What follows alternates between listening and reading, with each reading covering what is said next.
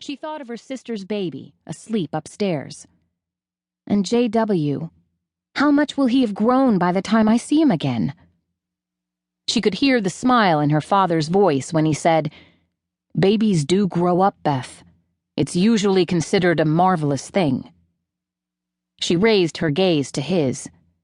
"Not when you're the auntie who isn't around to see it." The pouty tone in her voice did not make Beth proud, but since only father could hear, she gave in to the emotions of the moment. Her throat began to tighten, and tears welled in her eyes. Footsteps in the short hall brought Beth upright and quickly wiping her eyes. Father stepped aside in order to allow Emma to pass, but the young domestic paused at the bottom of the stairs, the basket she was carrying balanced on her hip. "They're looking for you, Miss Beth," Emma cautioned under her breath. "Thank you, Emma."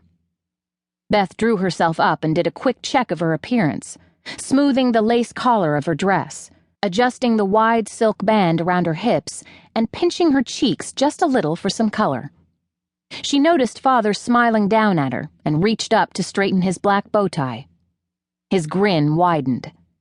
"Do I pass inspection?" "Always." Beth pulled her shoulders back, gave him an appreciative smile, and forced herself back toward the laughter and voices in the crowded drawing room. The moment she appeared in the doorway, she knew she had been spotted. "There she is, the woman of the hour, our daring adventurer." And on the voices filled the air around her. "Come here, Beth dear. Miss Thompson would like to hear about the town in which you plan to teach." "Yes, darling. Tell us all about your new school."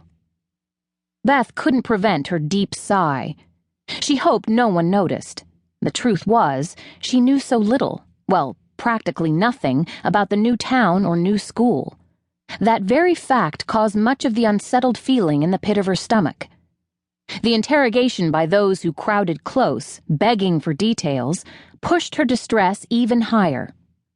In spite of it all, Beth knew she must respond in some way to the avalanche of questions she had grown painfully tired of hearing.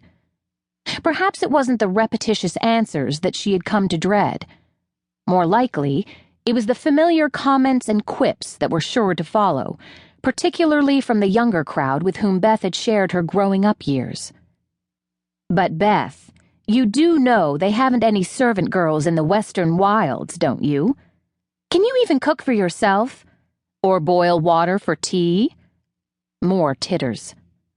"And who will do your laundry?" This was always followed by a ripple of laughter. But she attempted to join in with the gaiety, hoping to deflect further jibes. Edward Montclair, poised and impeccably garbed in full evening attire, pushed a wayward mop of dark hair from his eyes and grinned. "Better get yourself a pair of those Levi work pants, Elizabeth. You know you can't wear your fancy dresses among those mountain miners." Beth tried to hold on to her smile.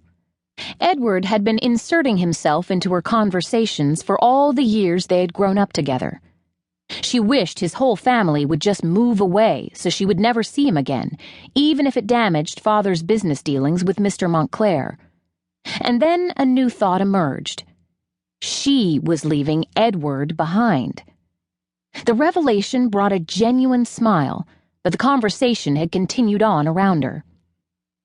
"I heard they don't even bother to learn English. How can you possibly be expected to teach their children?" Another young man, conveying a self-proclaimed knowledge of any subject at hand, sagely added, "That's true. Most of the men who work in the mining towns are foreigners. You know, just here to make money off our land for their families back home. Sometimes they leave a wife behind and take another here in Canada."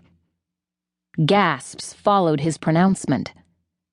Not everyone in the group was as quick to pass judgment, but it seemed to Beth that those who were the most disparaging had the most to say. Mercifully, Father extended a teacup to her, and Beth accepted it gratefully. Truth be told, Beth had little interest in either the tea or Mother's fancy sandwiches and pastries, but it did give her an excuse to gradually pull away from the circle around her and, with nods and smiles, work her way toward the laden tables. She purposefully gave